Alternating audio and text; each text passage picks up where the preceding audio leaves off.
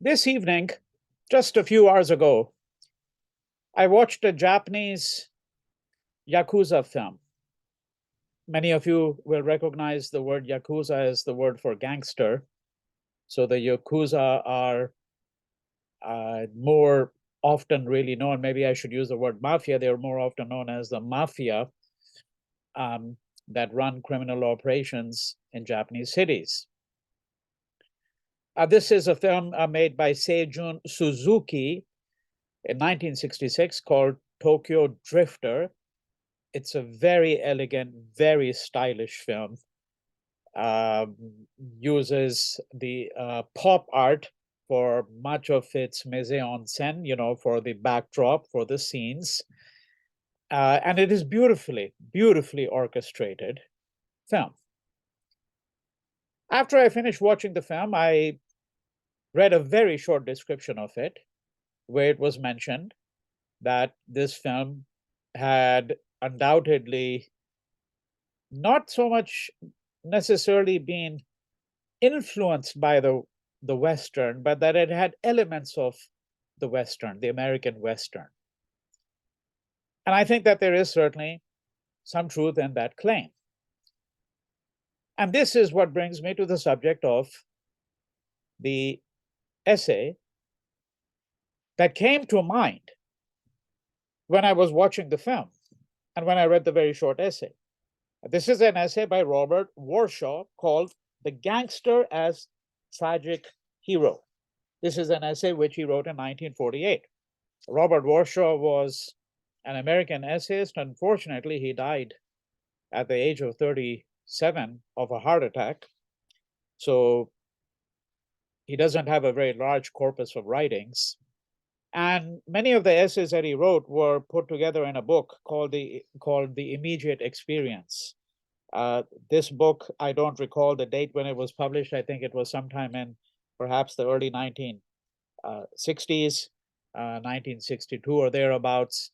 I know that an expanded version of this book was published by Harvard University Press in 2001. But when I was a student of cinema in the late 1970s and early 1980s, I remember reading another essay by Robert Warshow from the same collection, The Immediate Experience, on the Western. And I will discuss that essay separately because it is a majestic essay. This essay, The Gangster as Tragic Hero, is also an extraordinary essay. For anyone here who's listening or viewing this video, listening to it or viewing it, who likes gangster films or who has watched film noir, perhaps American film noir, the film set in the late 1940s, 50s, moving into the early 1960s, Sunset Boulevard, Pick Up on South Street. There are dozens, hundreds of them, really, right? And many of them featured people among the actresses, people like Betty Davis and Barbara Stanwyck. And then, of course, there were the male heroes, a large number of them. I won't go through the list here at all, but film noir is one of American cinema's most distinct contribution, right? And when we think of the gangster film, we also think, however, of an earlier genre, which is called the gangster film, which goes back to people like James Cagney, right? Although I suspect that most people of a younger generation, they probably think really of something like The Godfather.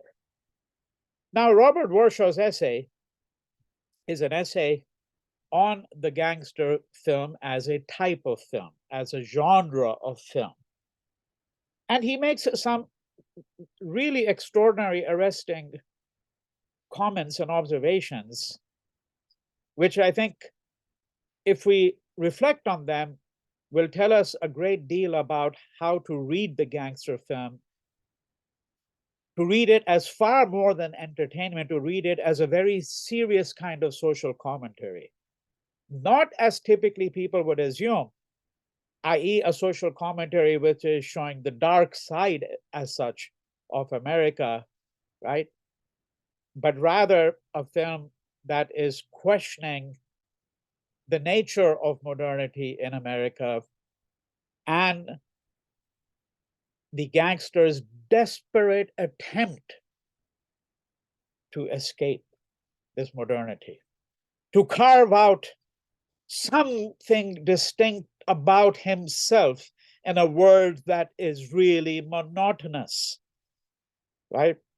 The gangster is not the kind of person who engages in the drudgery of 9 to 5 work. I think all of you will agree with me, right? So this gangster is already a certain kind of outlaw, a person who has already opted out. But is he opted out simply because he's a person without courage, or because he has, quote, criminal tendencies? And what does it mean to say that a person has criminal tendencies, unless we think that some people are born criminals, right? So the question is how to interpret the gangster film.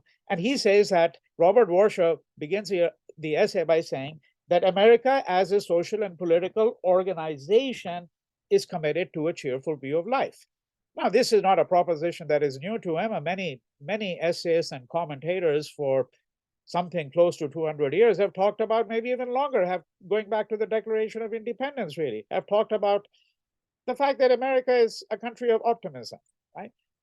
Americans like to have an optimistic view of life. And the sense of tragedy is something that Americans don't understand. The sense of tragedy, as Robert Warshow says, belongs to aristocratic societies, right? Where there was some conception of the moral order of fate.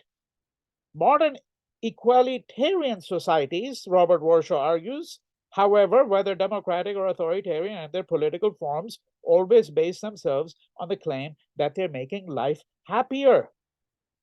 The avowed function of the modern state, at least in its ultimate terms, is not only to regulate social relations, but also to determine the quality and the possibilities of human life in general.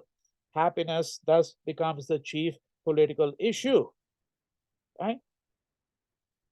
Because if an American, and think of the Cold War, if an American or a Russian said they are unhappy, it was actually a judgment on their society, right? And it became an obligation, as Robert Warshow says, particularly, for example, during the time of the Cold War, for people both in Russia and in America, but he's here interested in America because he's looking at the gangster film and that genre, to be cheerful, to be optimistic. It was an obligation of citizenship. Now the question is, how do you opt out of that obligation? What he's suggesting is, and of course, this goes back to before the Cold War, because already by the 1920s, the United States was becoming a dominant power, a really dominant power. In fact, early 1900s, when the assembly line comes into shape, America becomes the greatest industrial power in some sense already, right? And what we're going to see here is a society which is increasingly going to place the obligation on every American to appear to be cheerful, be happy, be optimistic, right? So the suburb was born mentally, as it were, before it was actually born as a geographic fact of American life, right? The ideal conception of American life, the American dream, large suburban home, a man, with a wife who had a strictly domestic role, the children, preferably one boy, one girl, a nice suburban home, a nice car. Everything was kind of hunky-dory. And yet, it was during this time, from the 1930s, moving into the 40s, 50s, and into the early 60s, mid 60s, that the gangster film really flourished, right? So this was the undercurrent of opposition. That's what he's saying. That's what this film really represented, this undercurrent of opposition to this kind of conception of life. And so now, once you understand this particular framework, we begin to see the gangster film in a very different way. And of course, the gangster film as a type of film was a very formulaic film. Um, uh, this is what it means to belong to a certain kind of genre, that when you saw the film, you saw it with certain kinds of expectations, right? And if there was originality, it was only to the extent, only to the degree that it intensified the certain kind of experience that you expected without really fundamentally altering that experience, right? So what he's saying here is that it is immaterial if somebody issued as a rejoinder that you could have talked to lots of Americans in the 1930s, 40s, 50s, and 60s, and the vast number of them would have said, well, the gangster film is all around us, but we've never met a gangster our whole life, right? And he's saying that really an argument of this sort would be entirely immaterial. And I quote here, what matters is that the experience of the gangster as an experience of art is universal to Americans. There is almost nothing we understand better or react to more readily or with quicker intelligence. Right? And then he talks a little bit about the Western in a couple of sentences. And then he says, in ways that we do not easily or willingly define, the gangster speaks for us, expressing that part of the American psyche which rejects the qualities and the demands of modern life, which rejects Americanism itself. And the gangster, of course, also had a very specific relationship to the city, Ever thought about the fact that you don't really have gangster films which are set in rural America, right?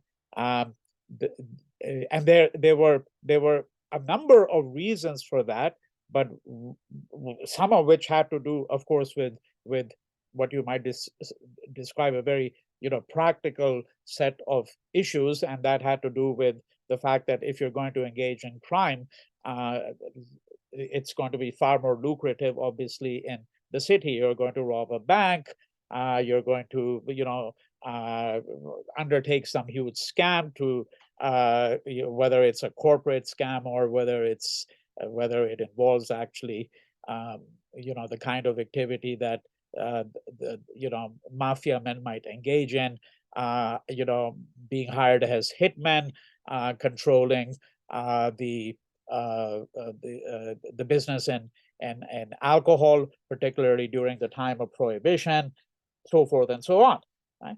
But it's apart from all of that, what he's suggesting is that the gangster film is a film which apotheosizes, elevates, almost to the level of a tragic hero, the individual, right?